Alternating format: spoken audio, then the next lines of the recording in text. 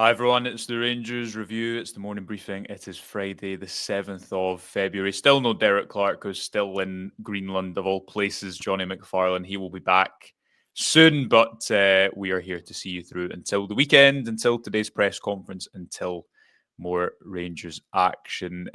Jonny, good week. How's it been? Have we seen you this week? I don't think we have. No. No. I've been enjoying Derek's posts on X. He seems Mm-hmm. to really, really love to go to places that are even colder than the UK, Yep. which is anathema to me. I want to go away somewhere hot and enjoy the sunshine. Derek seems to go for places where he will be freezing his backside off, and that's what Yep. he's really aspiring towards. The, Mm. the destinations seem to get colder and colder and colder and more Yep. remote. He's Yeah. going to have to explain this when he comes back. Yeah, the thing about Derek is if you don't know him like we do, he is exactly what you'd expect him to be in terms of his holiday destinations off camera like he is on camera. So, yeah, we look forward to his return. I'm sure he's not been watching. Listen, Jonny, we're going to speak this morning about Queen's Park and the Scottish Cup on Sunday. Rangers obviously haven't had a midweek game for the first time in forever, as they don't have a midweek game next week either. Hearts away at the end of next week. The big news today is that we are expecting the Europa League squad announcement to come at some point, whether that be before or after the press conference. Whether it comes from UEFA or Rangers, we will wait and see. But the deadline to make up to three changes to the Europa League squad was last night at midnight. Top line for people if they don't know the Europa League squad. The four obvious omissions at the moment are Yanis Hadji, Rafael Fernandez, Danilo, and Clinton Nsiala. We'll maybe go through it position by position, Jonny, goalkeeper, defence, midfield, forward, to see who potentially will drop out. But I guess if you're looking at it overall, you definitely expect Yanis Hadji to come back in. You'd expect one of the two centre backs and Danilo, even though he's had injury issues, I think he's shown, those two goals even against Celtic in December, that you probably want him in there as an option off the bench. Is that fair? I think that's one way of looking at it.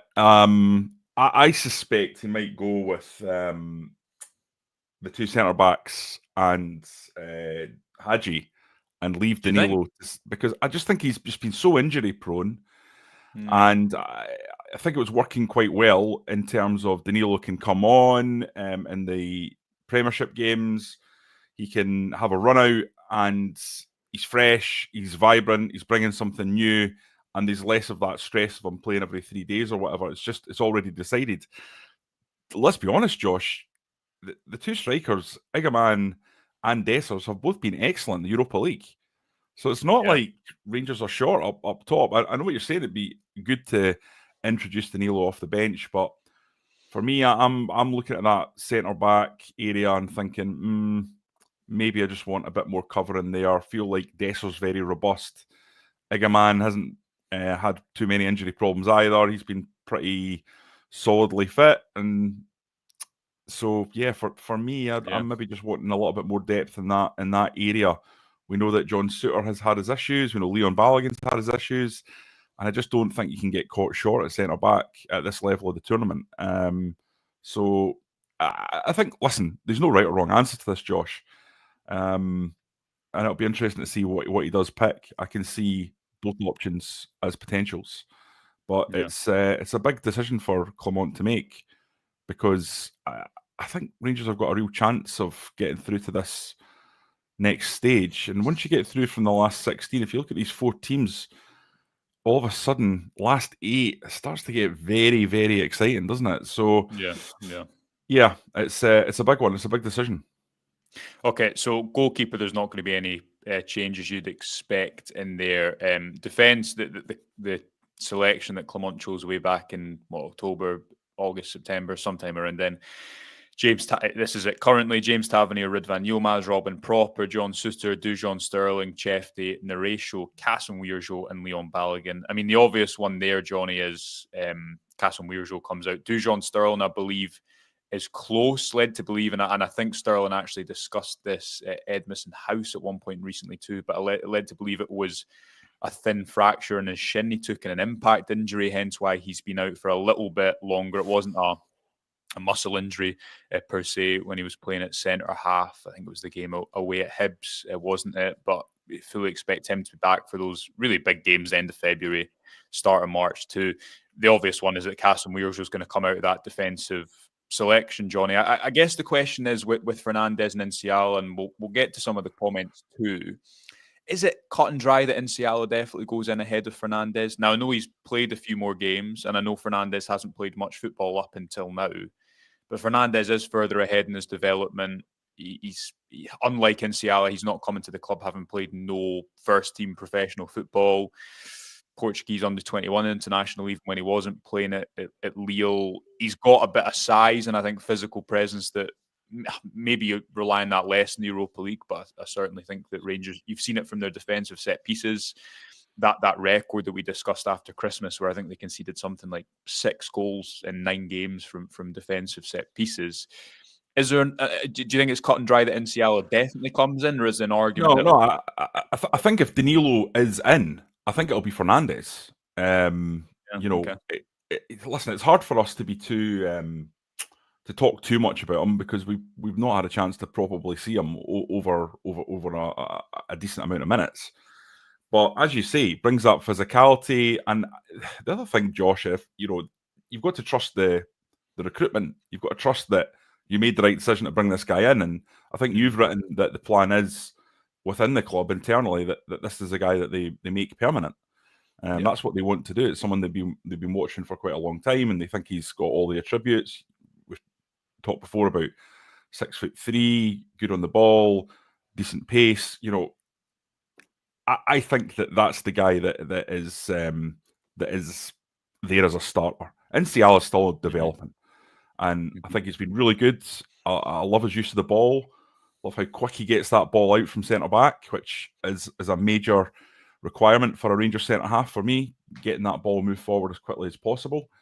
But I think him getting 10 games this season is a brilliant return. And then you look at next season being 20, and I don't have a problem with Fernandes coming in if you think he's further along in his development, because Nsiala is going to make mistakes, and that's going to get punished at this high exalted level of the Europa League. Yeah, I think Nsiala. I've not watched much of Fernandes. I've watched about 2 kind of youth games of varying camera quality in the Portugal under-21 league over the last week or so. But I think you'll see Nsiala as maybe a better player on the ball, or he certainly that's what stood out about him so far. The little things. We have a bias towards left-foot defenders, centre backs, I think in general anyway. But he's looked really composed in that area. But Fernandes, by all accounts, is someone that Rangers think has the physicality to play in a high line, to go one-on-one, the tools to be a top centre-back. We'll get to some comments around that particular decision. Hugo Bear says, Nsiala in, left-footed, and he's playing games. Boba Fett saying, am I missing something? Clement said Fernandes isn't ready. I think that was more in reference to the fact that he wasn't ready to maybe come in straight away and play the weekend after he signed. Obviously, made his debut last weekend against Ross County. He's been on the bench a few times too. So wouldn't expect it's a case where, like Nsiala was last summer, you don't see him start a game for a number of months. And also a couple of years older, he's already had that big move in his career. So arrives later on in his development. Nsiala hasn't done anything that merits him getting dropped. Best thing to do would be rotate between them. Can't stunt the good progress Nsiala has made so far. Another comment here saying, for me, Nsiala has shown enough ahead of Fernandes. He's definitely an example, Jonny, of we'll touch on this briefly in relation to the game at the weekend. But this kind of youth pathway, you can be sceptical about how it's come about, or you can talk about maybe some changes behind the scenes that have helped some changes to happen, and it's become more apparent with the likes of Rice and Curtis and Nsiala and others that there is a pathway there. But it does just show a player. This time last month, Nsiala hadn't started a game, I don't think, for Rangers. It was the 9th against Dundee. Didn't even come off the bench. You'll remember when Dujon Sterling went down injured and Leon King came on. Rangers conceded from that corner. Clement seemed to be quite indirectly critical of King maybe losing that header. It just shows you how football can change so quickly, because Nsiala, if you'd said a month ago a lot of fans will want him in the Europa League squad, not many people would have taken you seriously, I guess. Yeah, and having watched Nsiala in the youth team, Josh, I have to say I'm quite surprised by how comfortable he's looked and how quickly he's settled in. I don't think he looked as good in the youth games as he has in the first team. Yeah. And it's remarkable how sometimes that happens in football. You know, the psychology of players, they lift their levels when it really matters. And that's the sign of a really, really top player. But I'm really excited about the lad. I think he's got a lot to offer. But I've seen examples of him outside of the first team where he's been quite raw, and where he's been challenged. And I think that those challenges will come in the first team. Rangers are obviously a ball dominant side, and I don't think Nsiala's been properly tested yet, has he? He's not been in one of these really, really challenging games, like, for example, going away to Pittodrie, going to Parkhead, even facing Celtic at Ibrox, going away in a European tie. I think once we see those games, I think we can have a better understanding of just exactly where Nsiala is. But I'm not convinced he's been fully tested, so I feel uncomfortable about putting all my eggs in the Nsiala basket at this stage. I don't think we're quite ready to do that yet. It's certainly been very promising, but as I say, I've seen a bit of him outside of these games, and I can understand why a lot of fans are looking at these games and are very excited about what they've had to see, because he's been pretty much, I don't think he's made many mistakes, has he? And he's used the ball so well. Nah, Dundee away was a start, and that was a little bit shaky. If you think of the first goal Rangers conceded that night, it was not great. I thought against Ross County he looked more. He seemed. I've not checked this since, but he seemed to win more in the air. I thought he's kind of grown with each game. But I agree with you. It's easy to say, like Connor Barron's the example of this, where he was in the team for the first 3 months of the season, no questions asked, and has struggled to get back in since. So it's not always linear, I guess, what you're saying. This is still every game he plays for Rangers isn't just his 6th, 7th, 8th game for Rangers. It's his 6th, 7th, 8th game in his entire professional football career, isn't it? Yeah, exactly. Really talented young lad, but I'm not prepared to go out on a limb and throw him into the big games. I think if you've got established defenders that, you know, like Balogun, like Suter, that are fit, then I think Nsiala is going to drop out. But certainly, as the season goes on and he gets more games, you can start to look towards next season and maybe staking a claim to be an absolute regular in the team. But listen, he's another exciting signing and another good move by the club to get someone that's clearly on the upward curve in his career and has got potential to be a really, really good centre-half. And if he can show the kind of growth that we've seen from an Igaman, certainly the level of performance that Connor Barron put in at the start of the season, which was very high, then there's no reason why he can't be another exciting young player in what is becoming quite an exciting young team. And it's looked good having that level of excitement and freshness that bringing those young players into the side and into the squad has given, regardless of why it's happened.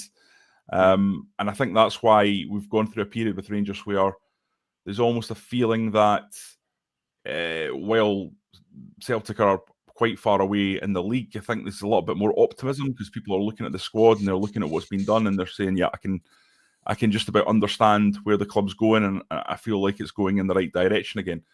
All that can be lost with a defeat, an unexpected defeat, or a couple of poor performances. But for the time being, I think there's I wouldn't get carried away, but I think there's a sense that this team is a team that's improving. Yep.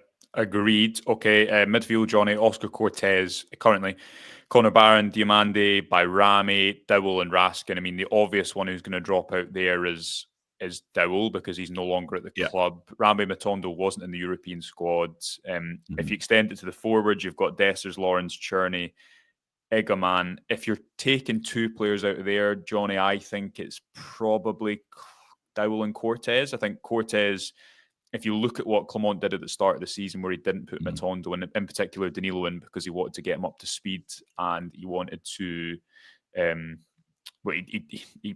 he thought that was a best case scenario where Danilo maybe wouldn't be fit for all the European games. As it materialised, he would have been for quite a few, and we'll speak about the merits of maybe pitching him in, but do you agree it's probably Cortez and Dowell who come out, and then I guess you need to determine whether it's definitely Yanis Hadji comes in, and then does Danilo come in too? I think he does. What say you? Yeah, I suppose what it just highlights is that the squad is quite light in some areas, isn't it?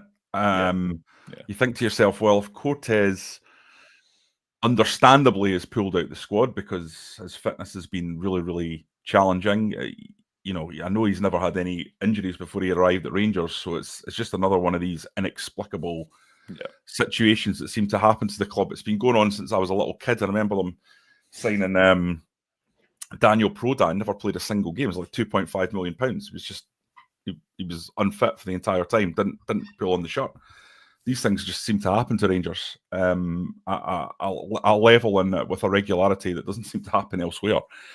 But you've got to think that Cortez, based on his injury history, which is completely blank, is going to get over these issues and is going to provide something when he gets a run of games and gets back fit. And I think Rangers are quite light on the left, and Cortez would add something if he was fit. But out of those options, Josh, there's not an awful lot, is there? So it kind of has to be him, doesn't it? I mean, who else could you pull out there? Well, you've got I guess Bajrami, you're you've probably got Hadji going in, so you've got options on the left. I think you're looking as well at the potential of Clement playing Ridvan and Chefty together in some big games. Similarly, we've seen him do it with Dujon Sterling as well at different points, who, as I say, led to believe he'll be back definitely for those big games in March. Hopefully before at some point throughout February. Yeah, we've had the Cortez debate to death, haven't we? And so we won't go right through it again. But Yanis Hadji, I know he's a topic of a lot of conversation at the moment. Should Rangers offer him a new deal? Will they?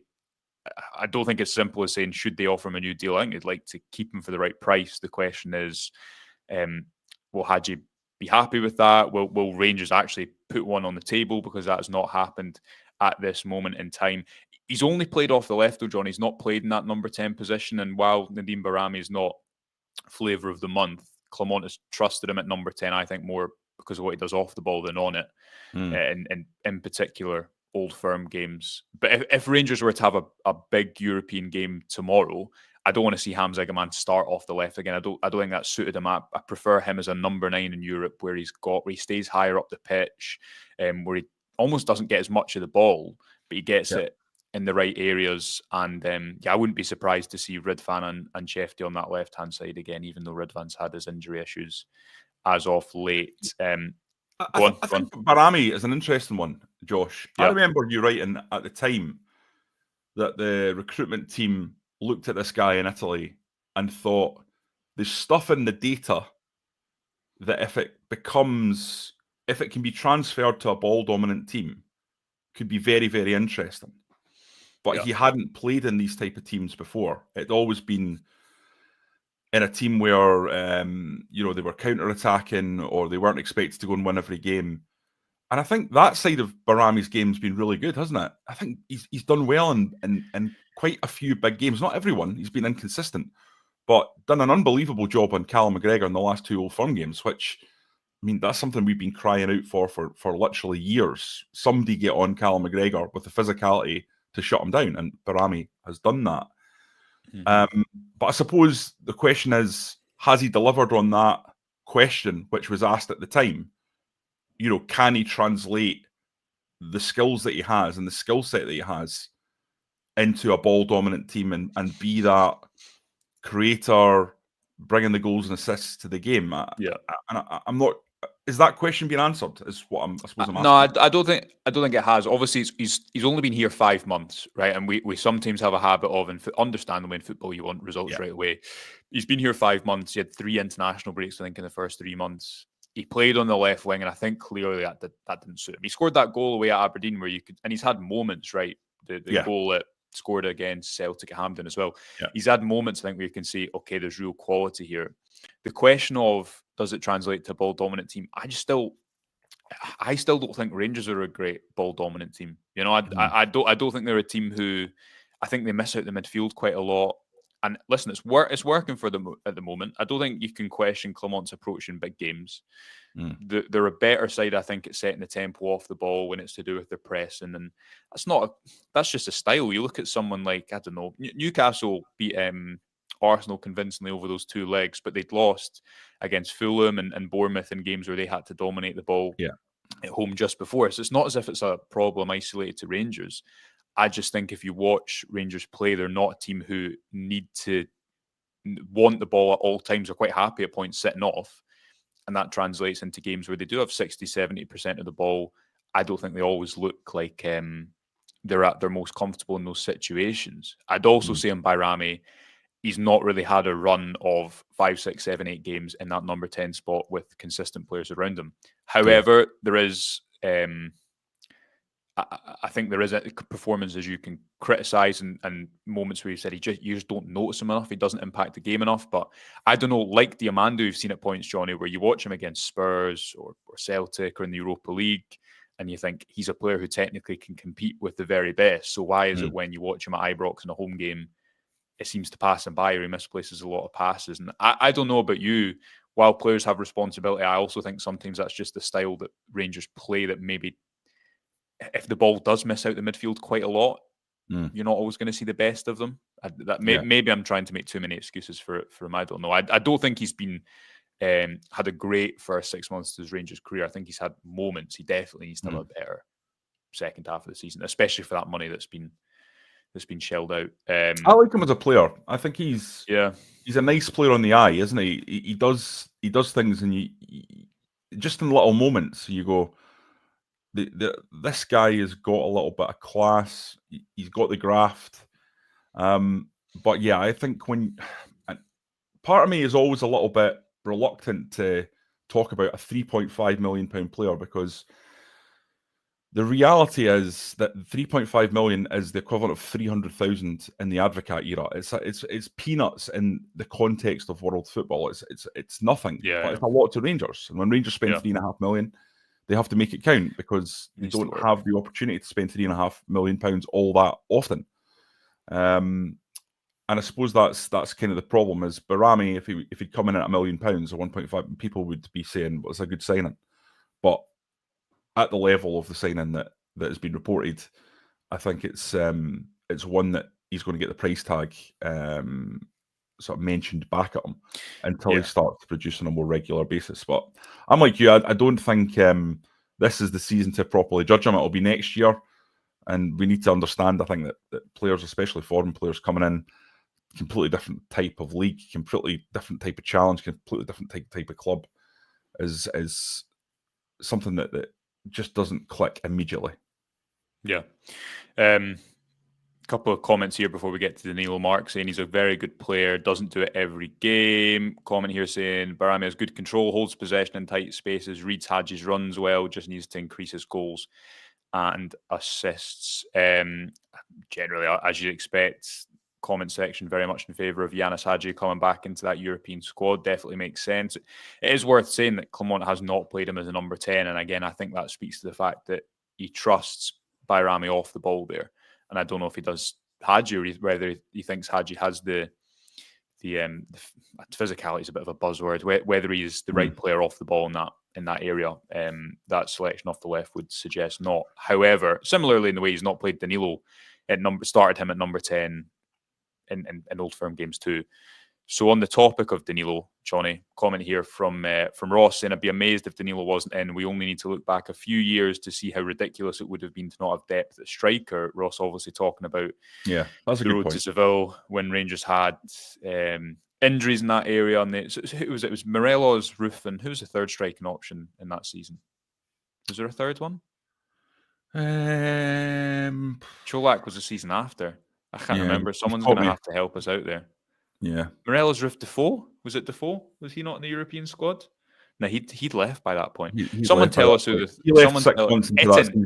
It was Itten, wasn't Itten? Remember, had that injury, didn't he? And I can't remember exactly when Itten left though. He left the following summer, but he wasn't really involved at all up until that point. I think he had an illness that year. Anyway, I'm sure the comments will... Sakala as well, Scott is saying. There we are, Itten and Sakala. But that point I think is fair from Ross in that if you don't include Danilo, granted he has not shown himself to be durable, and the run he had in the Rangers team before the last injury was actually the longest he's had since he came to the club for, again, not insignificant money. But if you get to the semi-finals, Jonny, and Dessers has picked up an injury, he doesn't pick up many, right? But let's say he has, and Egeman's tired, you'd kick yourself for not having Danilo in there, wouldn't you? And I think you've seen in those Celtic games that the equaliser he got, obviously because of penalties, you don't really think about this, but it's a fantastic header to equalise the game at Hampden, make it 3-3, should have sent Rangers on to a win. Scores a third goal against Celtic in that 3-0 win too. The issue is always getting him on the pitch consistently, which is it's not unique to him and a problem Rangers have suffered a lot with in recent years. But I think you need 3 strikers if you're going into a competition where justifiably you could be looking at it with a winnable last 16 tie and saying, well, how far, having played Spurs and Man United, who finished second and third in the Europa League table, how far can you actually go? So it's a good question to ask. Yeah, well, between you and the commenters, I am now convinced I'm putting Danilo in now. So I'm going to come complete 180 from where I started this and say, you just got to sometimes hold your hands up and say, I was talking. And on this occasion, I think you're right. I think thinking back to how challenging that was, remember, obviously, people will remember the situation with even the Leipzig game. It was of course, so challenged, and then the final itself. I think that's spot on. And listen, Danilo's such a frustrating one because we know he's a good player. It's obvious. Anyone with eyes can see Danilo's a right good player, but there's been a bit of the glass leg syndrome about him since he arrived. It's another player with serious injury problems. And listen, I think, I think they have to start thinking about physiology a little bit when they're looking at signings. You look at Egeman, right? He's got legs like tree trunks. And I think part of what they need to think about is, can these guys that we're going to bring in from another league, can they deal with the weather? Can they deal with the pitches, the rutted pitches, the plastic pitches, the conditions? I wonder if is it all just bad luck, or is there something else here? And I suppose that's what I'm getting at, Josh. I think, to summarise, I don't know exactly, but we touched upon this briefly the other day, how one of the remits that top clubs are now using to judge managers is player availability. And this is something that was involved in Arne Slot's recruitment at Liverpool. I think he had over 90% at Feyenoord for 3 years. Liverpool have had hardly any injuries over this year. So managers do have a part to play. I think style of play comes into that, because some managers, when you control more of the ball and you rest more in the ball, players can put out a little bit less. It depends a lot on the environment you come into. Clement didn't come into a settled playing environment, and he didn't come into a squad that was designed to play his way of football. He spoke a lot about fitness. I think you're getting into the specifics of what type of fitness you require, because different types of football managers will train different ways for what type of football they want to play. And while we might think, well, every professional footballer will be fit, of course there will, but there's going to be specifics between different styles. So I think what you've seen with Rangers is basically just the backlog of 4 different managers in 4 different years, varying styles, varying heads of sports science, varying structures in terms of, do you have a sporting director, do you not, who is then pushing back on the manager with certain decisions. I think you're starting to see that more now with Niels Koppen and Patrick Stewart behind the scenes compared to a few months ago, and some of the decisions that Rangers are making. And when you put that all together, to not get player injuries, I think you need a lot of foresight and a lot of forward planning and a lot of consistency. Even down, I've listened to a few podcasts about this and interviews out of interest because of Rangers' situation, even down to when are the recovery days, what do they look like, what is the configuration of training sessions.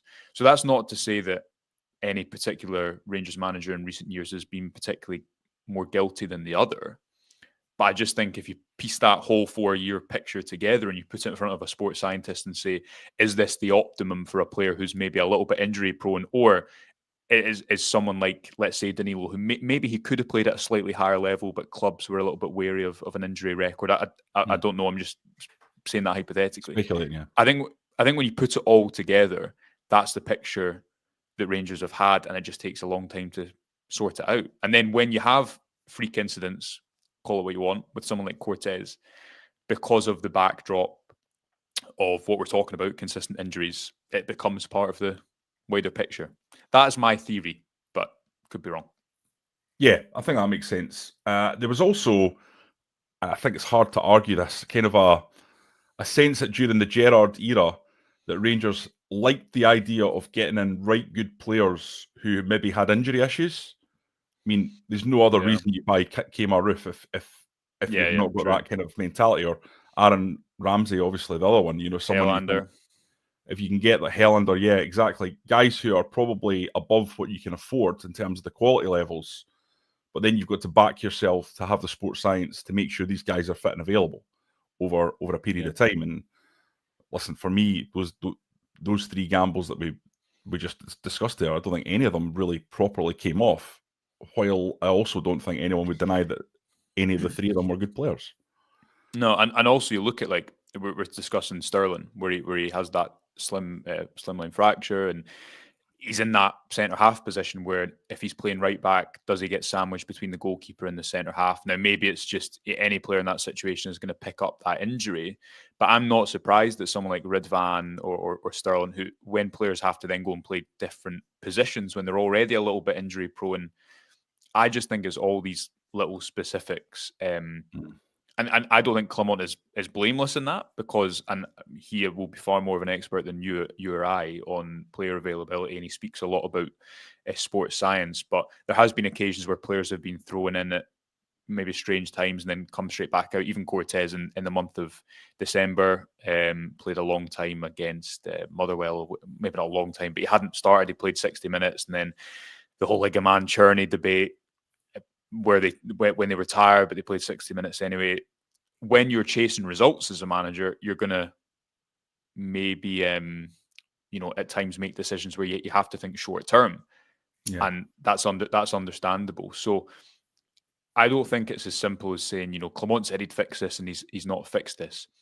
I just think it's a long-term issue to solve. And there's definitely a question as well of, up until now, have Rangers been, in the last couple of years, up until, say, this last year, have they been thorough enough in investigating things like an injury history and letting that negate their signings? Probably not. They've also been signing older players up until the last year, and older players are probably more injury prone, have played more football.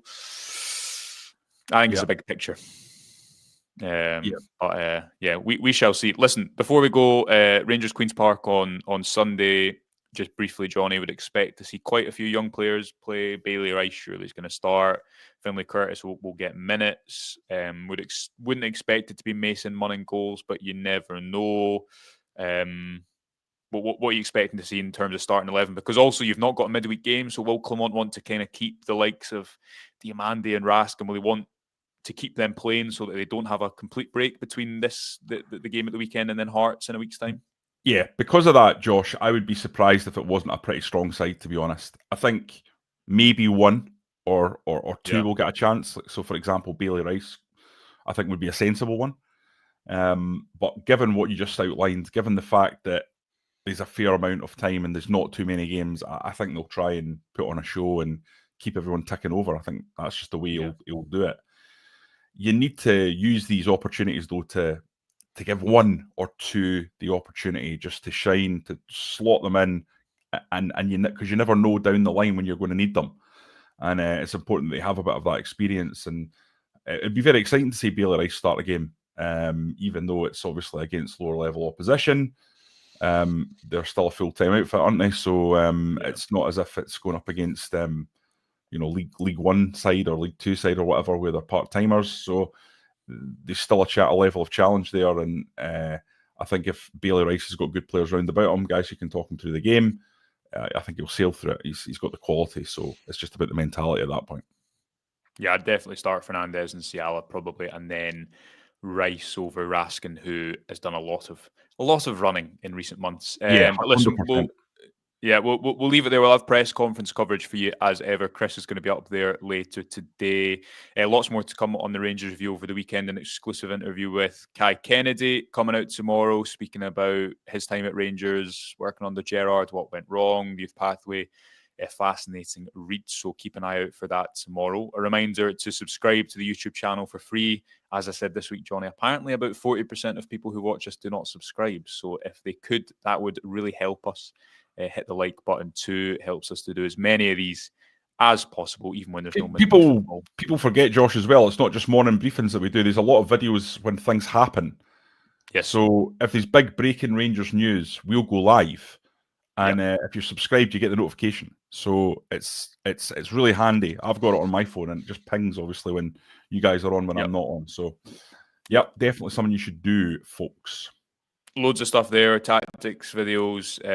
Chris and Stevie's talking point is out tomorrow as well, so do subscribe for free to the YouTube channel. But until then, hope you enjoy your weekend. Thanks for joining us as ever.